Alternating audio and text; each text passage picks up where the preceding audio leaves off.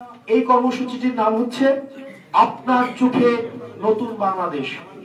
প্রত্যেকটা মানুষের নানা মত রয়েছে, নানা পথ রয়েছে। আমরা নানা মতের এবং নানা পথের মানুষগুলোকে ধারণ করতে চাই। তাদের চোখে তারা নতুন বাংলাদেশটা, এই ফেসিবাদ আমরা যে ফেসিবাদ পরবর্তী বাংলাদেশটা কিভাবে দেখতে চাই, সেটির জন্য আমরা মানুষের কাছে যেতে চাই।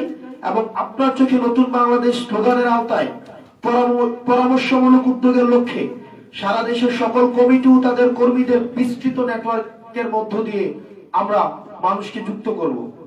সেটির মধ্য দিয়ে সকল শ্রেণী পেশার মানুষকে আমরা যুক্ত করব। তার মধ্যে রয়েছে প্রান্তিক জনপদ থেকে শহরের জনপদ, মধ্যবিত্ত যেই আমাদের রাজনৈতিক সচেতন যেই সমাজটি গড়ে উঠেছে, আমরা তাদের কাছেও যেতে চাই। রিক্সা চালক, দোকানদার, দিনমজুর, গৃহ শিক্ষক, গৃহকর্মী, শিক্ষক, ঝাড়ুদার, অ্যাডভোকেট, শিক্ষক সমাজ, সুশীল সমাজ, আমাদের ধর্মীয় যেই আমাদের যারা টিচার্স রয়েছেন, আমরা তাদের কাছেও যেতে চাই। ঠিক এইভাবে আমরা সর্বস্তরের অন্তত ন্যূনতম আমরা 1 লক্ষেরও বেশি মানুষের সাথে যুক্ত হয়ে তাদের মতামত নিয়ে রাজনৈতিক দলের ভবিষ্যতের দিক নির্দেশনার বিষয়ে তাদের মতামতের জন্যই চাওয়ার জন্যই হচ্ছে এই কর্মসূচিটা আমরা নির্ধারণ করেছি।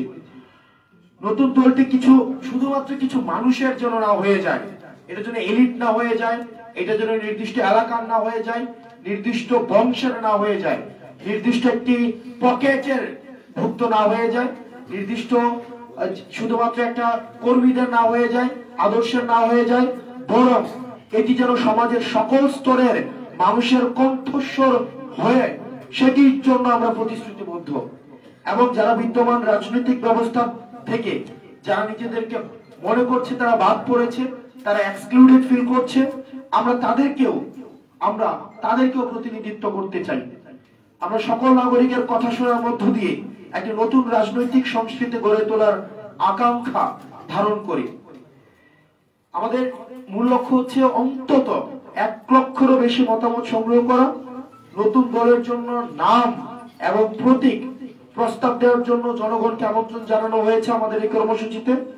বাংলাদেশের রাজনৈতিক ইতিহাসে এটি একটি অনন্য উদ্যোগ, যেখানে এত ব্যাপক আকারে জনমত সংগ্রহ করা হচ্ছে এটি রাজনৈতিক দল গঠন করার জন্য।